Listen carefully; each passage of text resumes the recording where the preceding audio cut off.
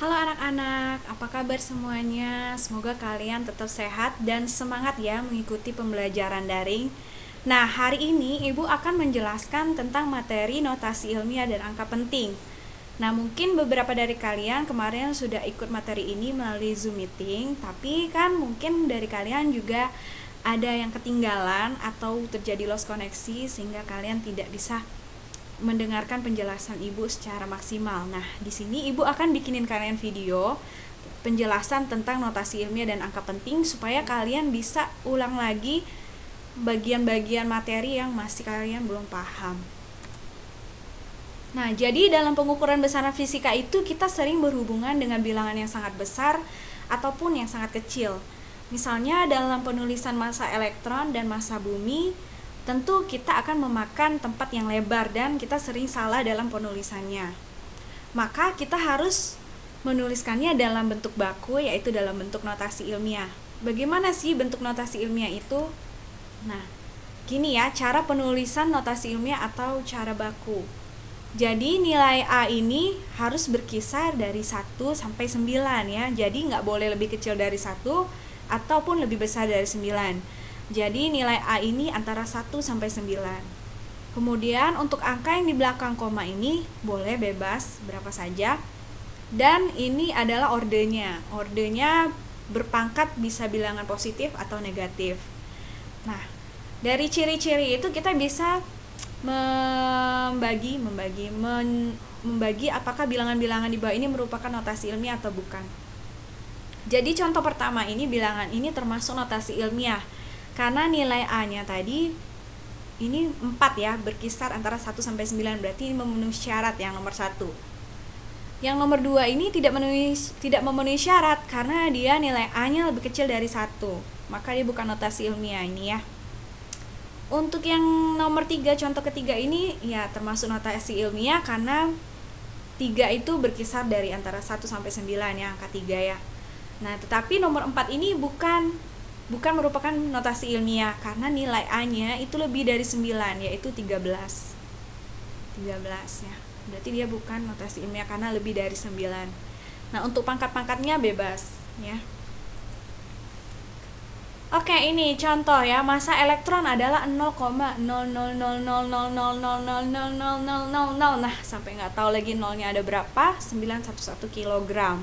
Nah, kalau kita nulisnya kayak gini, kita kan susah bacanya dan dalam penulisannya kita sering salah ya jumlah angka nolnya. Maka kita harus ubah ke bentuk notasi ilmiah. Nah, komanya ini harus kita geser ke antara angka 9 dan angka 11 ya, supaya dia memenuhi syarat nilai A-nya tadi antara 1 sampai 9. Maka komanya kita taruh di antara 9 dan 11.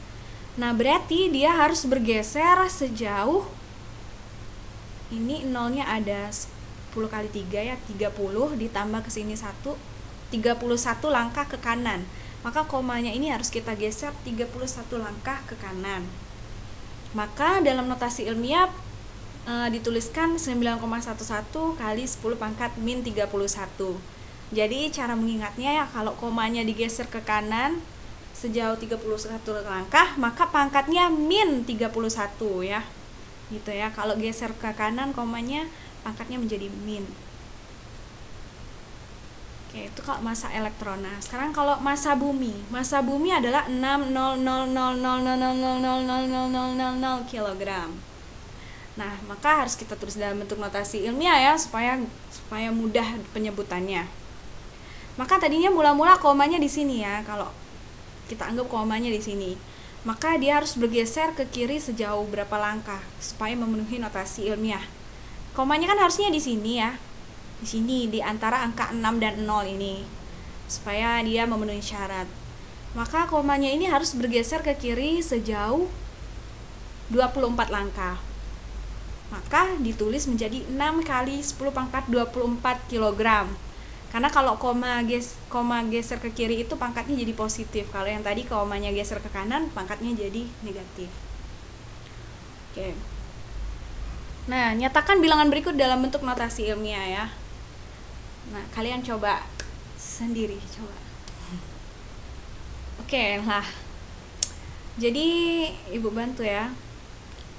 Yang A ini menjadi 1,2 kali 10 pangkat, komanya geser ke kiri sejauh 10 langkah, berarti 1,2 kali 10 pangkat 10.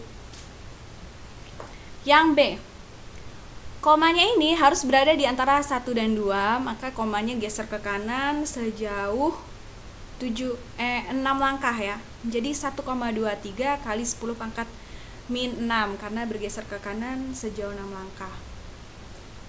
Terus yang C, dia komanya bergeser ke kanan 1 langkah, maka pangkatnya ini harus dikurang 1, negatif 1, menjadi 5,43 kali 10 pangkat 3 gitu ya.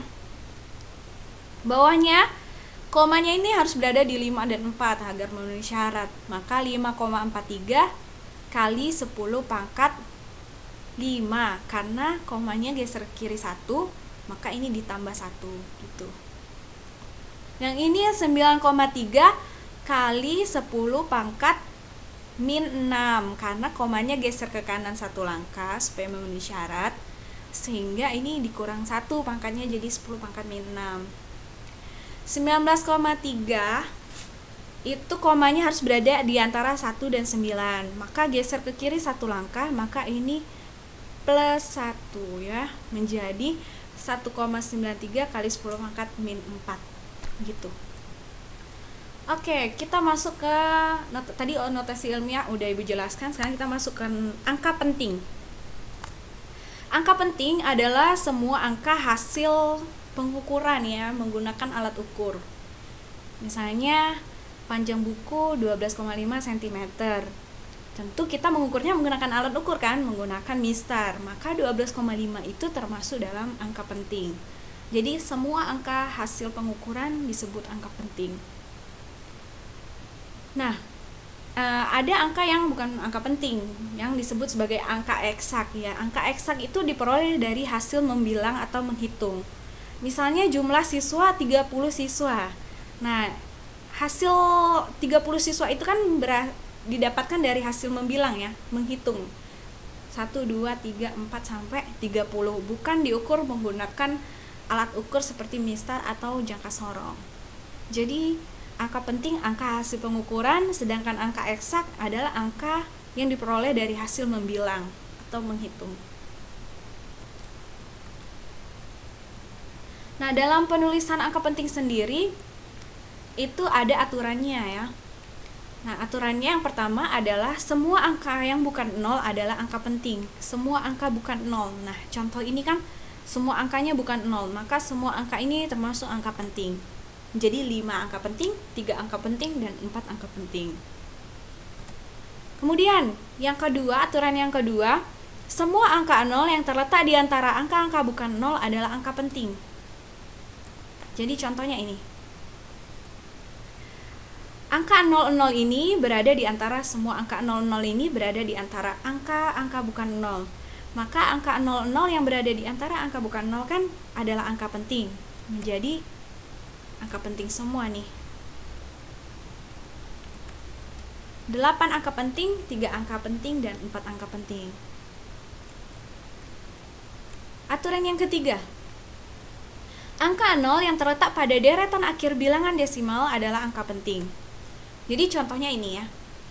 Bilangan-bilangan ini kan semuanya bilangan desimal ya, ada komanya ini ya. Dan memiliki angka 0 yang berada di deretan terakhir, di deretan akhir dari suatu bilangan. Maka angka 00 ini ya termasuk angka penting. Menjadi jumlah angka pentingnya 3 angka penting, 4 angka penting, dan 6 angka penting.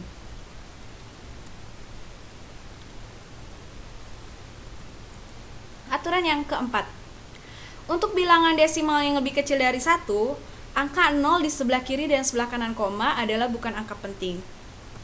Nah, ini contoh-contoh bilangan yang lebih kecil dari 1, 0,7, 0,07, 0,070 itu kurang dari 1. Nah, angka 0 yang di sebelah kiri dan sebelah kanan koma itu bukan angka penting. Jadi ini kan ada angka 0 di sebelah kiri koma, angka 0 di sebelah kiri dan kanan koma, ini angka 0 di sebelah kiri dan sebelah kanan koma. Maka masing-masing jumlah angka pentingnya 1, 1, dan 2. Ini ada 2 angka penting karena apa? Mengikuti syarat yang ketiga juga tadi, bahwa Angka 0 yang terletak di deretan akhir bilangan desimal adalah angka penting. Berarti 0 ini kan berada di deretan akhir kan. Berarti dia termasuk angka penting. Jadi ini angka pentingnya 7 yang ini dan 0 yang ini. Oke, syarat yang kelima. Angka 0 yang terletak pada akhir sebuah bilangan adalah angka penting kecuali ada tanda garis bawah. Maka angka penting berakhir pada angka yang diberi garis bawah dan angka selanjutnya itu bukan angka penting. Karena ini nggak ada garis bawah, maka semuanya angka penting ya, angka 0 di deretan akhir suatu bilangan. Tapi yang ini ada garis bawahnya, berarti angka pentingnya itu berakhir di sini. 5, 5, dan 0, berarti 3 angka penting. Ini 2 angka penting, ini 2 angka penting. Dan yang terakhir, aturan penulisannya, jika dalam bentuk notasi ilmiah, semua angka sebelum orde adalah angka penting. Jadi ordenya adalah 10 pangkat 9, 10 pangkat 3, ini orde tadi ya. Maka angka-angka yang di sebelum orde ini adalah angka penting semua. 2 angka penting dan 3 angka penting. Jadi ada 6 aturan penulisan angka penting. Tuh.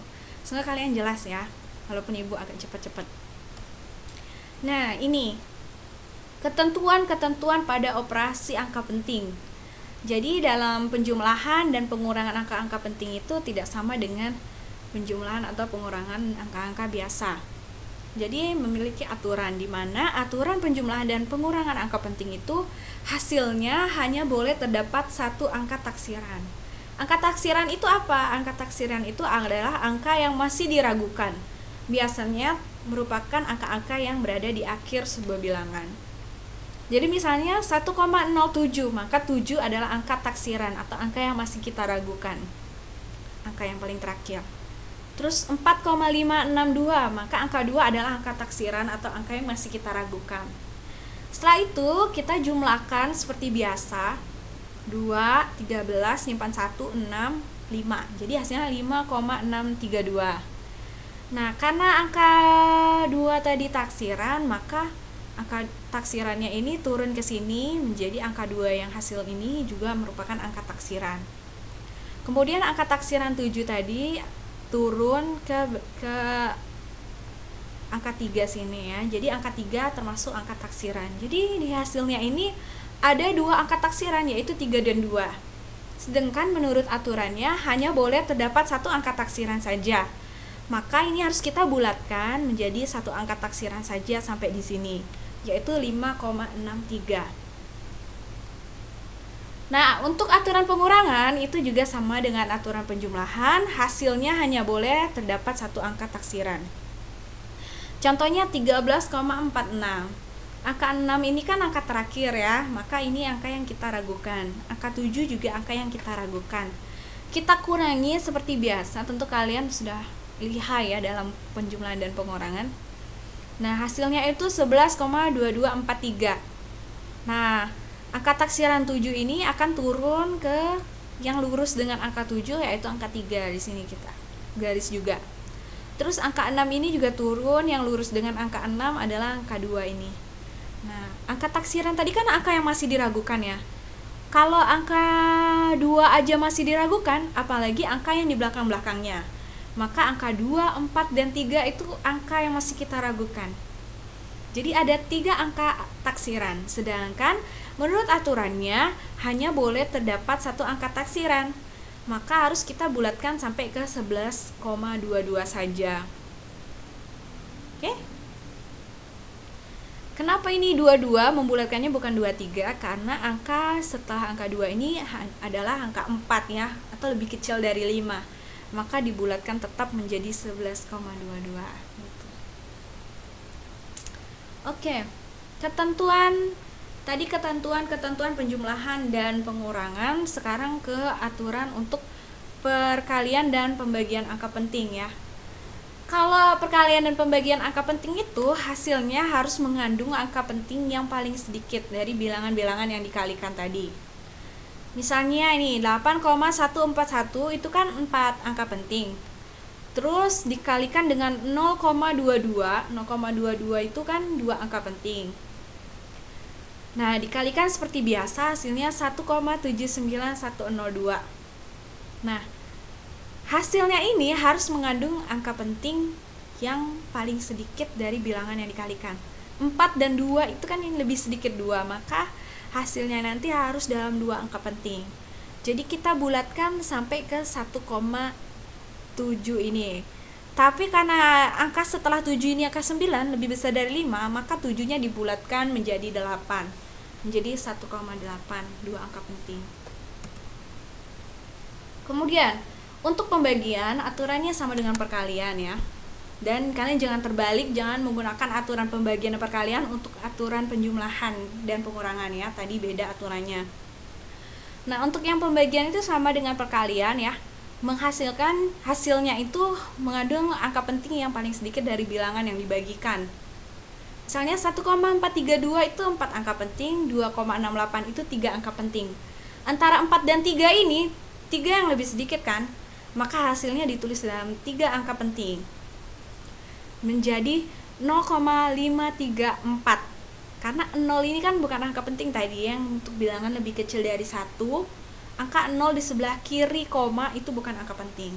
Jadi kita tulisnya sampai 0,534, 3 angka penting gitu.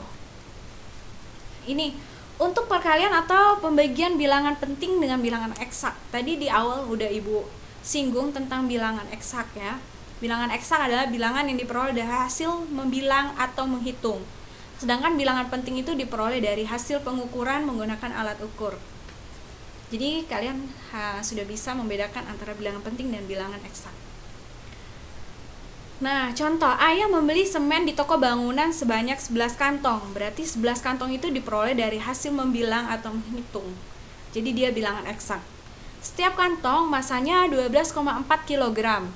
12,4 kg itu diperoleh dari hasil menimbang menggunakan neraca atau timbangan ya, menggunakan alat ukur. Berarti dia bilangan penting. Jumlah bilangan pentingnya adalah 3 angka penting. Maka yang ditanyakan berapa massa seluruh semen yang dibeli ayah? Berarti tinggal kalikan aja ayah, 11 dikali 12,4. Tapi hasilnya itu harus sesuai dengan jumlah angka penting, bukan jumlah bilangan eksaknya ya. Ini bilangan eksaknya ada 2, tapi bilangan pentingnya ada 3. Maka yang kita ambil adalah yang jumlah bilangan angka pentingnya, yaitu 3 angka penting. Maka 136,4 harus kita bulatkan menjadi 3 angka penting menjadi 136 gitu. Oke, sekarang untuk aturan pemangkatan dan penarikan akar ya.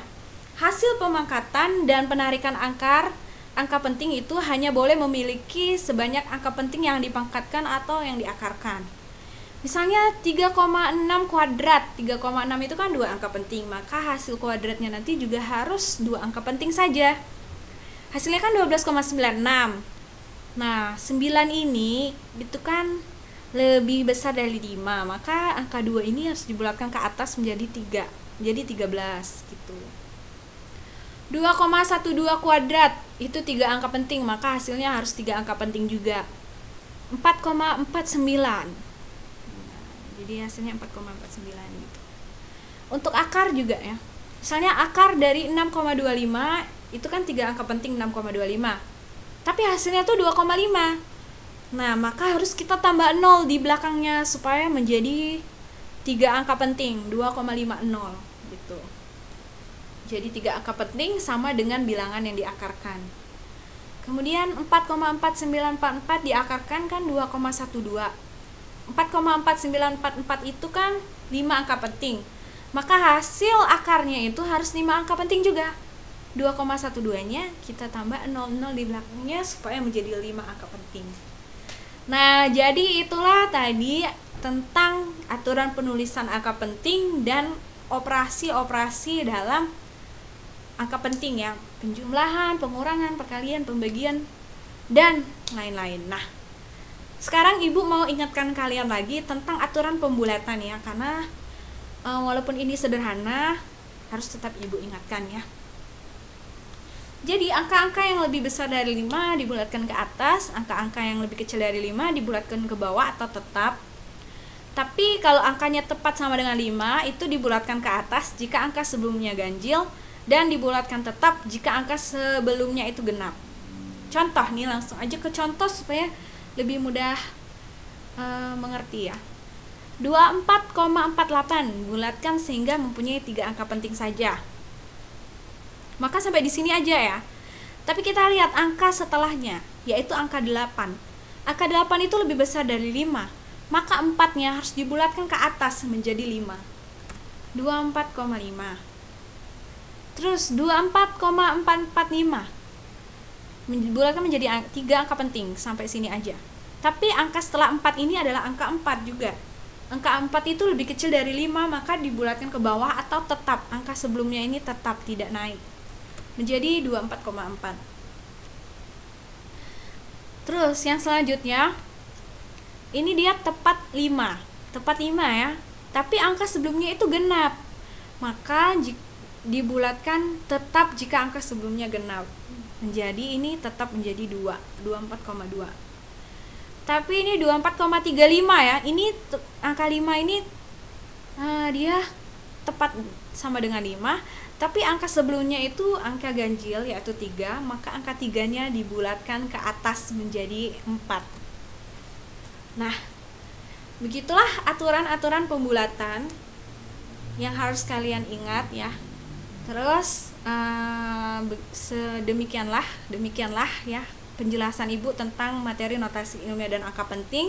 Semoga kalian bisa memahami materi yang Ibu berikan. Jika masih ada pertanyaan, bisa kalian tanyakan lewat akun @modo atau bisa langsung japri ke Ibu ya. Tetap semangat belajar and keep the spirit high.